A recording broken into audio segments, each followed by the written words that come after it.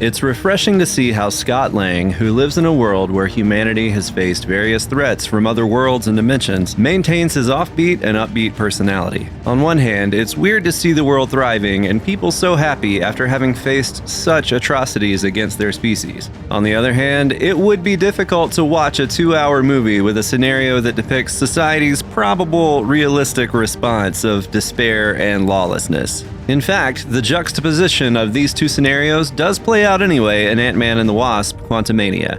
Once we see our 5 heroes pulled into the quantum realm, we see pretty quickly exactly the post-apocalyptic nightmare that Earth might actually be after such an invasion. We see a people who are subjugated by an outsider who is obviously more powerful and capable of control and domination.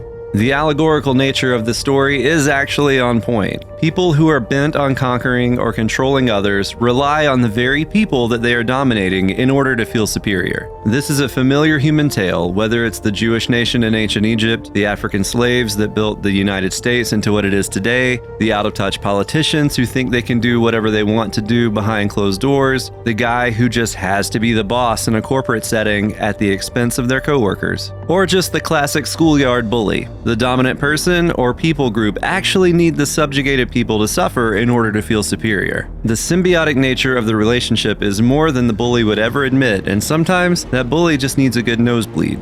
We actually see that twice in this movie. We see a villain from way back in the Ant-Man story come back around only to end up seeking vindication by the end of the movie. We also see the subjugated colony within the quantum realm fight back and conquer the Conqueror, with a little help from our 5 heroes, of course. Kang the Conqueror, played perfectly by Jonathan Majors, is that bully that has immense pain and rejection in their own core that buries it deep by punishing others that he feels are less than him. It is so nice to see Kang get what's coming to him. There's plenty of room for good storylines in the Ant-Man franchise. From a style standpoint, this movie seems to have gone over the top with animation and CGI. The story actually gets lost on occasion within the colorful whimsy of the quantum realm, which bears a striking resemblance to something out of Star Wars rather than the Marvel Universe. Ant-Man and the Wasp Quantumania is still worth the watch, despite the shortcomings of the CGI fluff. As always, we'd like to invite you to like and share this video. Don't forget to check in the video description for fun things that we want to share with you along the way. Subscribe to Sketch and Review and leave us a comment saying who you want us to sketch and review next.